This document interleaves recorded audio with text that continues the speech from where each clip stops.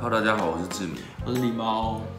这一集是猫咪们去别人家住的时候的反应，很像那个日本节目来去乡下住一晚，他们住了不止一晚，他们住了5天，就是刚好在我们装修的时候。这一次呢，除了 Socus 之外呢，其他都是去柠檬家 ，Socus 去我家。其实很多只猫已经去过柠檬家了，因为上一次他们去住的时候是前年的露露生病完的时候，我们不是装修过一次嘛？那一次的装修就是其他猫已经去过柠檬家了，所以其实就只有露露没去过。这次特别让 Socus 去我家，是因为那边太多只了，所以让 Socus 有一个比较亲近的地方。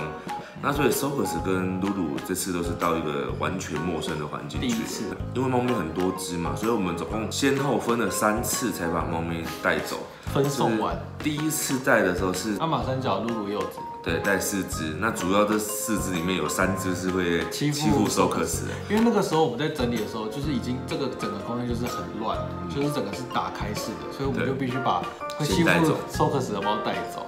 第2次就是招娣跟晚长，然后很好笑是，我们这支正片的第一个画面就是那个晚长躲在门缝里，因为我们这边都在很乱嘛，所以他不知道躲哪边，因为每个地方看起来都不一样，所以他就决定躲那个门缝里面，因为那门缝从头到尾都没变过。那因为他躲在里面，所以才那么难抓到他，所以第2轮他才去，这是其中一个原因。大家有发现 Socus 是唯一一只我们用洗衣袋先装，然后再把它放到外出笼里面的。因为 Socus 已经感受到一些紧张的气氛有点开始变化了嘛，然后别只猫又已经被带走消失了，所以他可能很担心说他自己要被带去哪里，所以他其实那时候就一直跑给我追。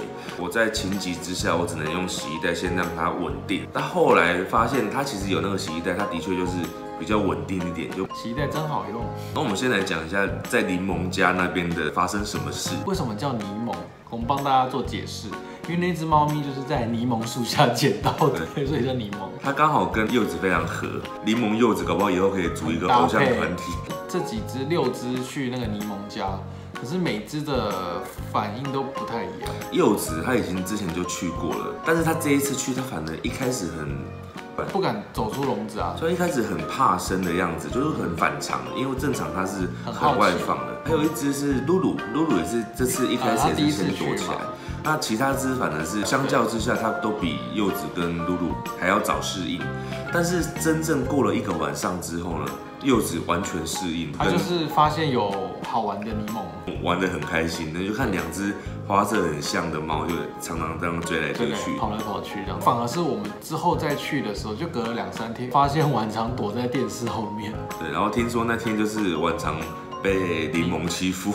对，我不知道怎么这么弱晚长超弱因为柠檬应该才3、4个月大而已，比它小。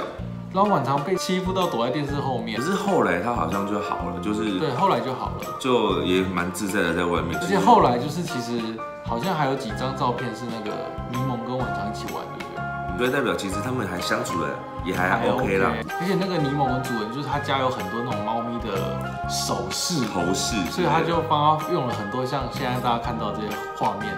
甚至他好像还有帮露露带到，不是吗？对，还有帮露露带到。这个照片我们也是有 po 过，蛮好笑的。对。然后因为到陌生的环境嘛，我觉得我又再次见识到阿玛霸气特质了。柠檬是主场的主人嘛，他居然看到阿玛还会这样整个倒退。然后那个柠檬的主人其实很开心，因为柠檬主人他其实还有另外2只猫，然后那2只猫也是比柠檬大的，可是都被柠檬欺负，所以柠檬很皮。对，所以他很希望就是阿玛就是好好教训柠檬。阿玛没有凶他，他只是靠近他而已。所以那个实在是阴气逼人，对不对？在教导他什么？阿玛还是很有领袖特质的。另外像是三角、招娣、露露，他们3只其实到那边跟在后宫里面的状态其实没什么改变的，然后也不会特别的紧张什么的。那接下来就换 Socus 那边。Socus 呢，他本来就大家知道他非常的亲人。那我本来自己家里面的那只猫 Kimi， 它也是非常亲人的。我本来以为他们会很合得来，因为2只都女生嘛，就他们2个几乎只要见到面，闻到对方的味道，他们就吵架。所以他也结扎了，都结扎。我深深感受到，我好像那个被2个爱慕者，就是爱慕者的那种感觉，就是2个都要我。可是像影片里面前面那一段 ，Kimi 看到他就哈气的时候，你在想什么？我那时候想说你哈屁啊！所以是他先哈 Socus， 本来 Socus 就很淡定，就这样子。有什么敌意？然后其实 Kimi 本来透过笼子在闻它的时候，也就没有怎么样。我就想说，还不错，都没有什么反应。没想到出来之后，直接面对面见到的时候，Kimi 就哈起了。Kimi 那一哈，就很像就在宣示主权、挑衅，Socus 就生气了。所以从那天开始，他们两个就一直对对方喵喵叫的。可是他们有大打出手吗？完全没有，他们完全没有碰到对方。Socus 会想要往 Kimi 的方向走过去，离50公尺，他就自己会吓跑。